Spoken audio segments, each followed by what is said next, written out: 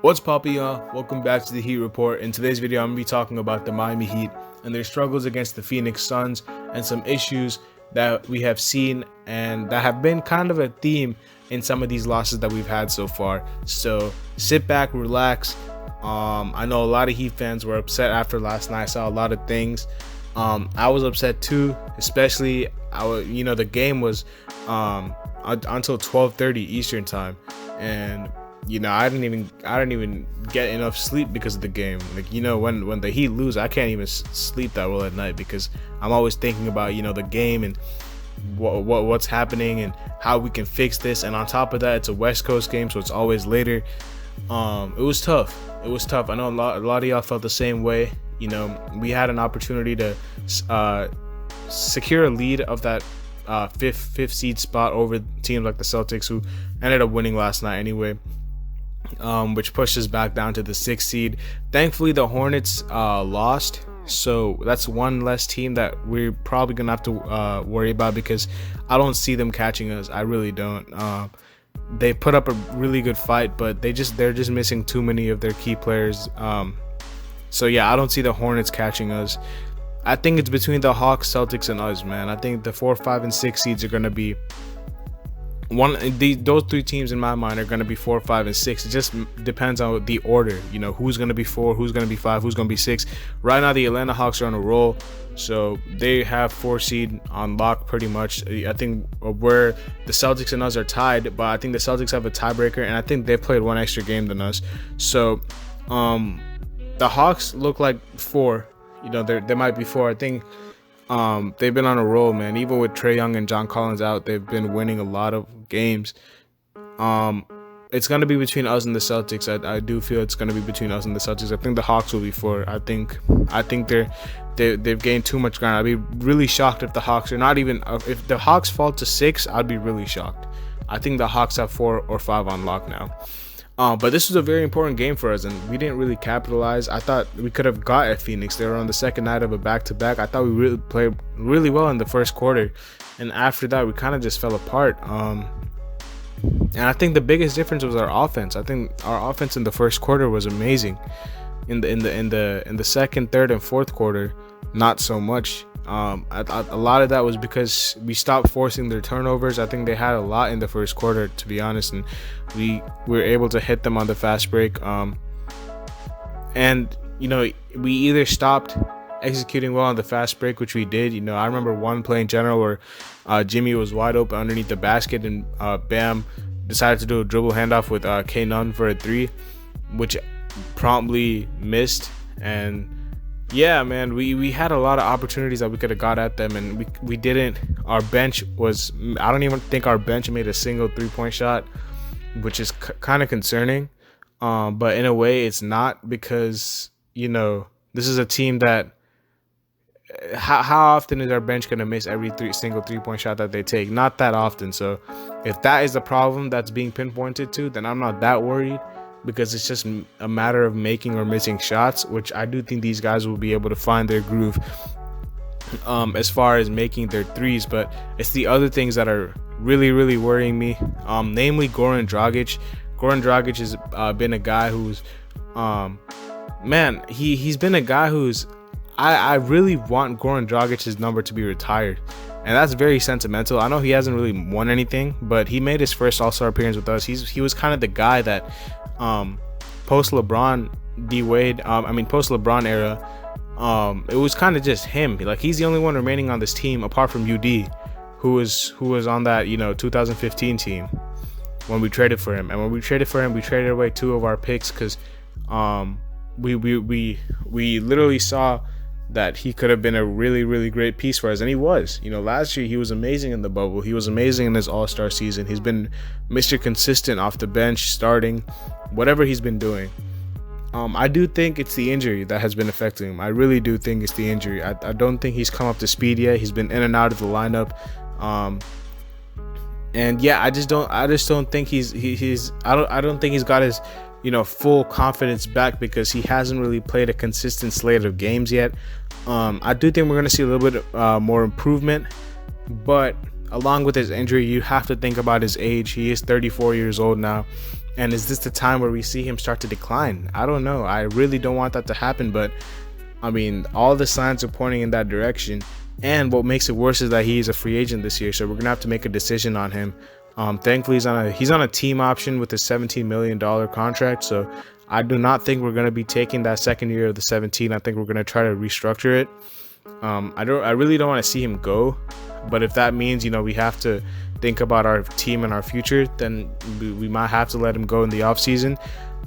I do think he's going to perform a little bit better when he gets his feet underneath him, and it seems like I'm kind of making excuses for him, which I'm not, because I was really disappointed in his game. I really wanted Kendrick Nunn to get minutes over him when Oladipo was in the lineup, because I don't really think he was playing that well, but Kendrick Nunn is starting anyway, so I mean, we kind of have to play him because we don't really have any guard apart from that. You can already see the impact of Victor Oladipo had on this team, because when Jimmy was out of the game, he's a guy that we could give the ball to. You could make a play. Right now we don't really have that, and this is where I need Tyler Hero to step up. Tyler Hero in the bubble was doing this, you know. I think he's deferring a lot to Goran. I don't think he's catching the ball and making a play enough. The couple of times he did it, he looked really good. He drove to the rim, made a layup, and then he took a fadeaway that went in like a rainbow shot. And those are the times that, like, when he had the ball in his hands, he was able to make a play. He's been playing off the ball a lot because he's trying to defer to Goran and let Goran do his thing, but it might be time to pass that torch. Tyler's going to have to take that next step, and we're banking on Tyler for the future. You know, Tyler Hero was a guy that we said was untouchable because we thought we had more potential than Devin Booker. So we have to see this potential. We have to see Tyler Hero do this. I think his future is starter, but even off the bench, he has to take the ball and do and make a play, want the ball. But coming back to Goran, I think, you know, these struggles are a matter of being in and out of the lineup and his injuries. I don't think he's fully over his injuries yet. He's front rimming a lot of threes, which shows me that he's not really getting much lift on it. He's rushing some of his 3-point shots. So yeah, I do think that Goran Dragic will be fine come playoff time, when he's, you know, when he gets his, you know, feet underneath him. Granted that he doesn't have another injury, which I really pray that he doesn't, but he might be over his injuries come playoff time. The second thing I want to talk about is Bam. You know, Bam got a lot of flack yesterday for not being aggressive enough, and this is something that we've seen from Bam a lot.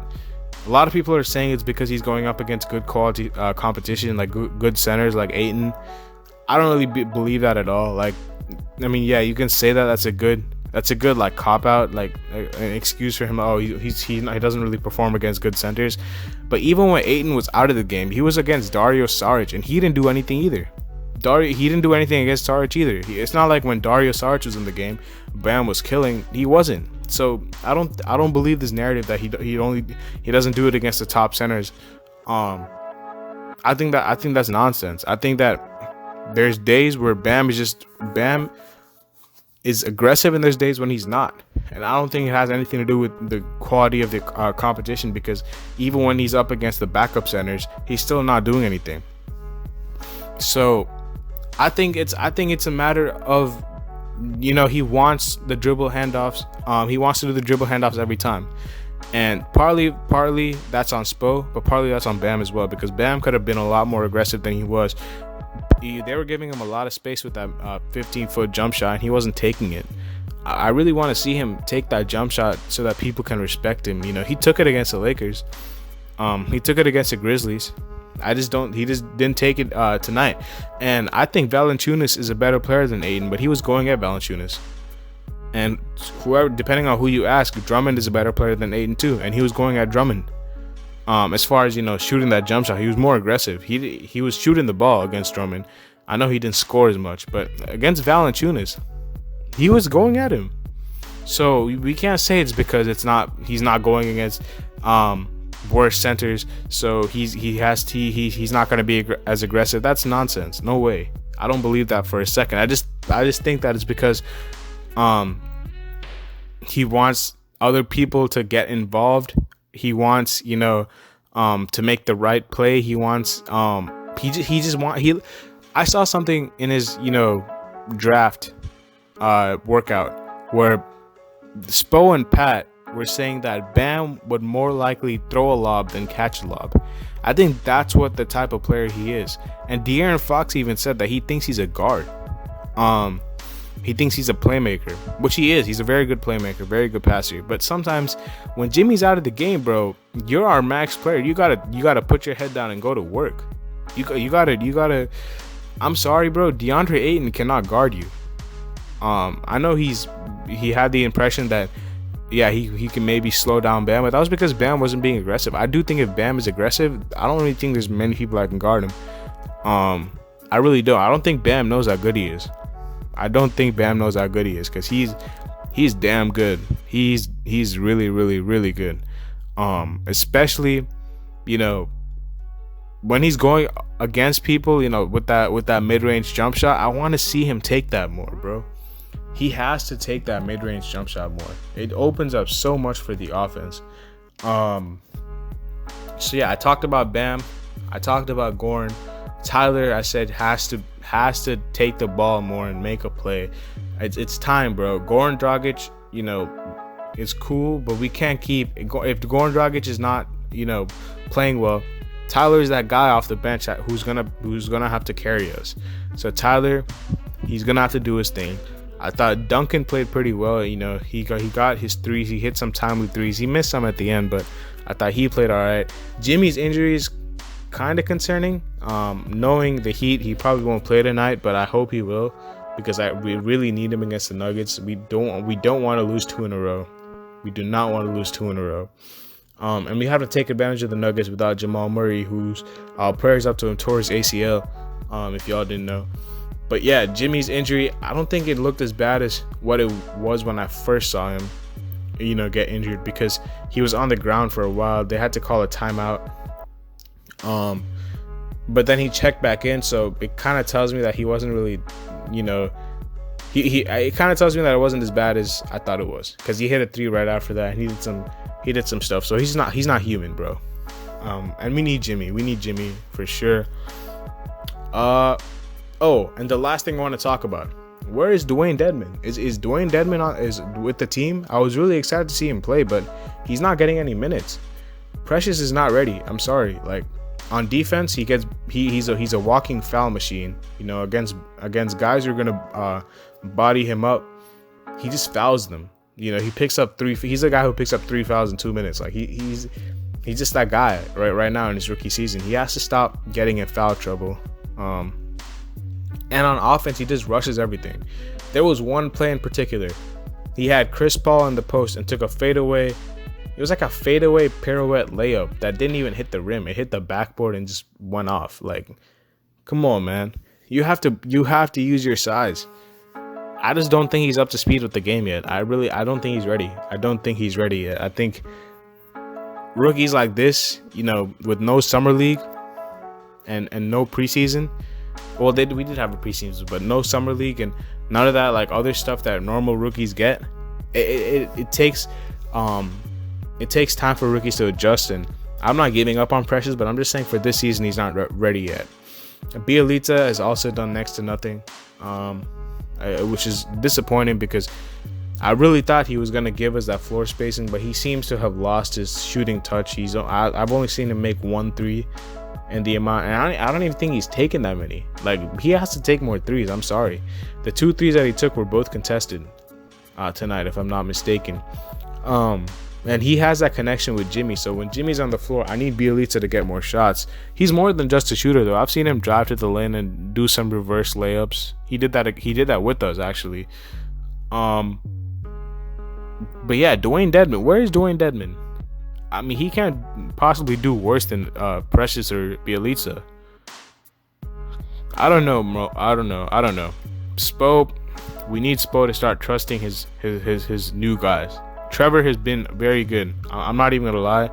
Trevor, defensively, offensively, he's been on and off with his threes, but he's been playing amazing defense. So for that, from that standpoint, that was a W. The Trevor Ariza trade was a W. It's like having another version of an Iguodala. I really do think, but except I do think he's a better defender than Andre. Andre's probably better, stealing the ball and all that, but I think Trevor can switch more positions. So yeah, Trevor's been really good defensively. K Nunn was all right in the first half, second half. He was also in foul trouble, picked up his 5th foul. For some reason, we left him in with 4. I don't know what we were doing, leaving him in with 4 fouls. Yeah, and we just have to play better, man. We just have to play better offensively. I think defensively we're all right. I think we're fine defensively. DeAndre Ayton had a couple of easy ones, but when we started doubling him, they were just kicking it out to shooters. Campaign killed us. Their bench killed us, absolutely destroyed us. I thought we did really good against the starters. When the benches came in, that's where they kind of just took the lead and never looked back.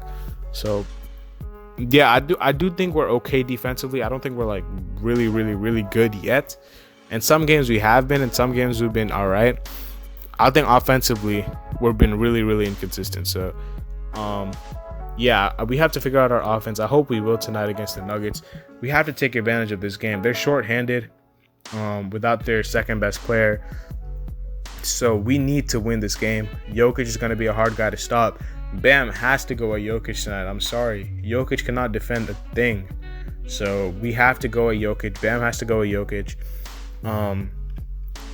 And yeah, we just have to take advantage. We have to take advantage of that team and make sure that we don't lose tonight, 2 in a row tonight, because that would really impact the standings. That might push us down to that 6-7 spot, and we don't want to be there. So yeah, that's gonna be from you guys. A bit longer video today because I wanted to go over a lot of these things that I saw from last night's game. But hopefully y'all were with me the whole video. And yeah, if you guys have anything to say in the comment section below about the Heat, I know a lot of people are frustrated. Leave your comments down below, and leave a like and subscribe. I just posted a video on my second channel about calling people busts. If y'all are interested in that type of content, make sure y'all leave a like and subscribe on my second channel, and stay tuned. Live shows are coming soon. I'll see y'all later as always.